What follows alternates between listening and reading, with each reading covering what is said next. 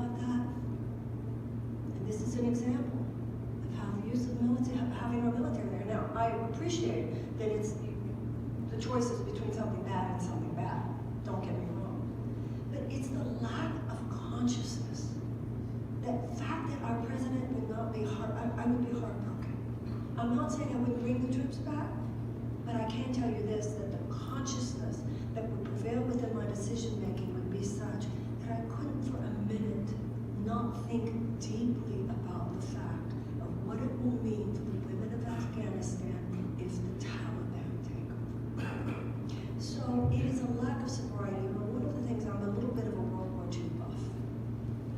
When you look at Churchill, and you look at Franklin Roosevelt, and you look at the deep emotional sobriety, the attitude with which they waged World War II simply because it needed to be done.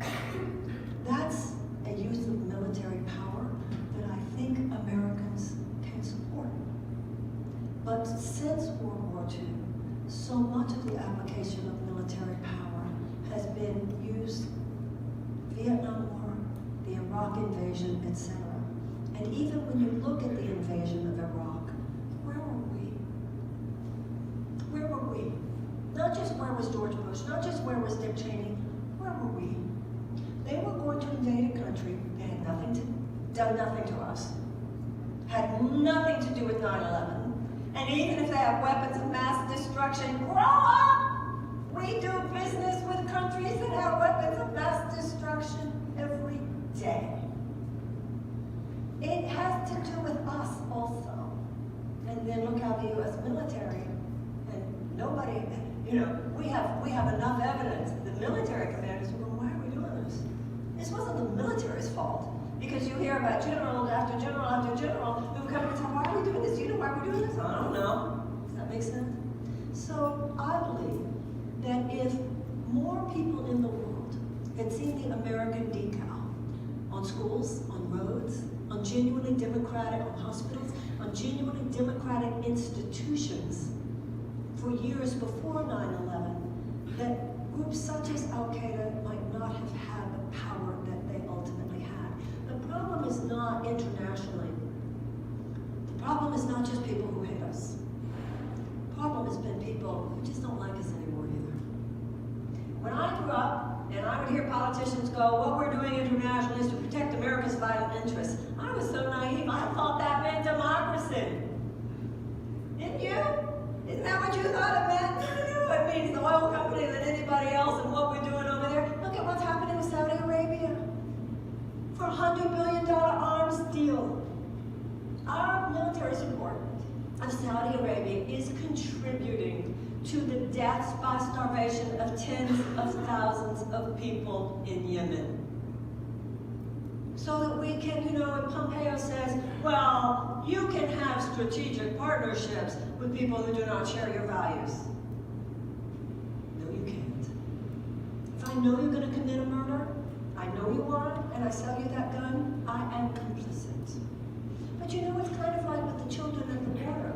When someone in the Trump administration talking about the separation policy of parents and children, you know what that person said? Oh, we just didn't think people would even notice. We didn't think people would care. Well, we did care, and that's good, but we should also care about Yemen. We should also care about what happens with the Taliban. You can't be a citizen of the most powerful country in the world and live a full, meaningful existence without thinking about these things, without bearing witness to the agony of others. And if we do not, then we just put all the burden on the military. So my point is that we must wage peace. Just like sickness is the absence of health, health isn't the absence of sickness, war is the absence of peace. Peace is not the absence of war. If we did more to wage peace, there would not be so many deaths, military deaths, by our veterans. We do wrong by our military. And that's, I believe, what we need to recognize. And this has less to do with providing national security and more to do with an agenda that is driven far too much by military contractors. We now have what amounts amounts not to a covert takeover, corporate takeover of the U.S. government. This is a very overt corporate takeover of the U.S. government. The first selected Secretary of State in this administration had been the CEO of Exxon. Exxon, not a great humanitarian, not a great diplomat, Exxon. The heads of your EPA, instead of world-class environmentalist, the present guy is an chemical company exec, the one before that oil company exec, and the gentleman who is now the acting head of the Defense Department was a 30-year executive at Boeing. I believe that that does not show respect for you. It does not show respect for the veterans. It does not show respect for our men and women who have volunteered and are willing to, if necessary, risk their lives for the people of the United States. We owe you more. So I would be far more sober, far more emotionally sober about the application of brute force. I think that we should be, like Teddy Roosevelt said, we should talk softly and carry a big stick. And what we have become since World War II is we talk in very bellicose ways, and more our stick appears weak. So I would wish to see a far more powerful partnership between the Defense Department and the State Department. Right now, the State Department is resourced and financed in tiny ways compared to the money we spend on the Defense Department. We spend something like $1 to $1,000 compared to $1,000. $1,000 on war preparedness, $1 on peace waging. I would like to see us far more proactively wage peace through the kind of humanitarian issues I discussed, educational opportunities, economic opportunities, etc., so that you could do the work that you do as a military, as a member of the U.S. military, but not be played like a football by irresponsible, immature little boys.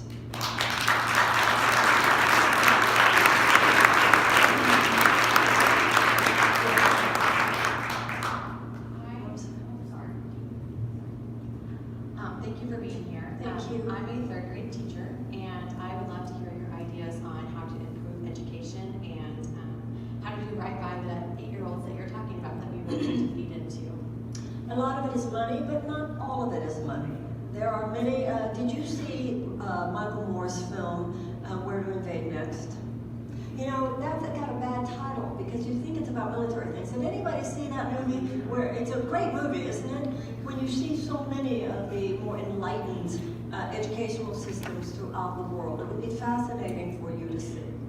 I think the main thing is that if we change our consciousness in this country, that every child 8 years old and younger, it's not only that they should have a world-class education, they should have world-class food, they should have world-class culture. You know that 11 states in the United States do not even require half a year of American history and civics education. If a child does not learn about the civil rights when young, the Bill of Rights when young, how do you know to be horrified when it's under assault when you're an adult? Culture, taking arts and culture out of our schools when we know that this improves cognitive functioning. So for me, it would not be just about education.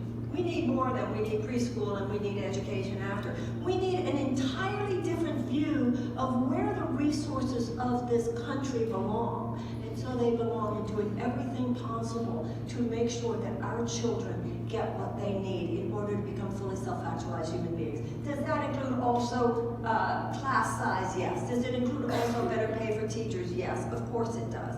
But it includes more than that. It includes a far more enlightened approach to the realization that doing what is necessary to make sure that the American child is given a world-class everything is the way we prepare for our future. And I'll tell you something, my economic councils would have fewer economists and more elementary school teachers.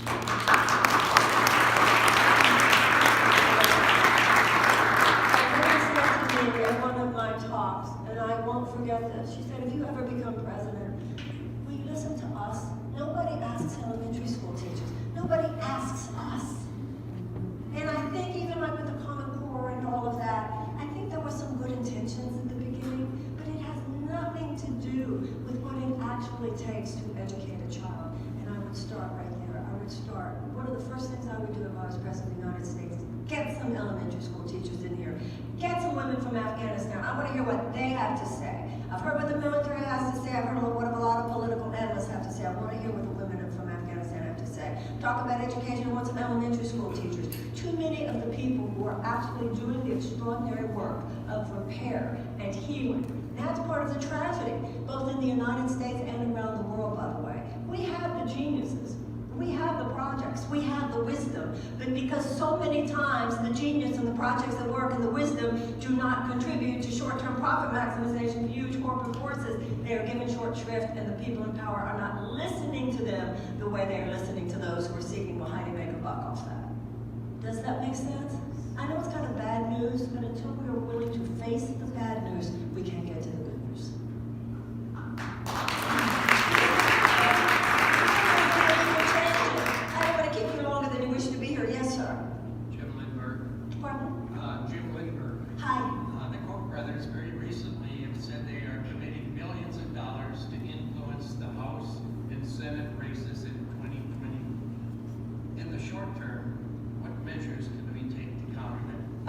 Let's be very clear. The Koch brothers make $1 billion themselves, $1 billion off that tax cut. And like you said, they have said they'd spend, I think, something like $400 million to make sure that more people will be elected to the House and the Senate to help them. There's only one thing that can override that. Us. Us. That's the only thing that can override that. You know, the Koch brothers are an example. These aren't people who wake up every morning and wish you ill. They just find democracy inconvenient to their lives. And that should not scare you any less.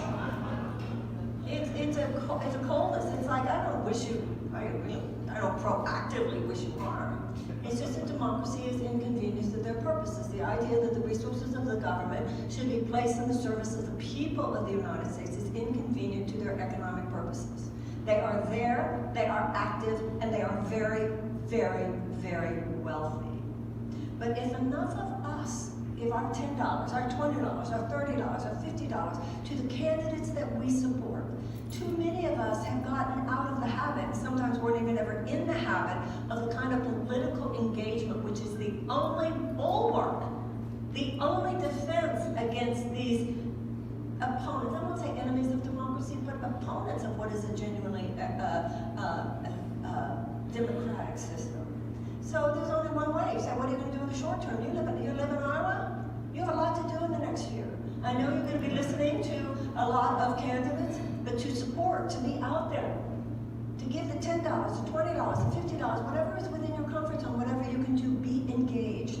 You know, a lot of the things that we're dealing with, including the Koch brothers, are like opportunistic infections. They would not have been able to get hold of us had we not had a weakened immune system. Each one of us are the immune cells in the body politic. And we've been wimpy about the whole thing. We haven't been engaged. You can't complain that the thieves are taking your democracy when you left the doors open and you left the windows open. And we ourselves have to take responsibility for that. But it's one of those things, like I said before, we were asleep, but we're not sleeping now, and that's what matters.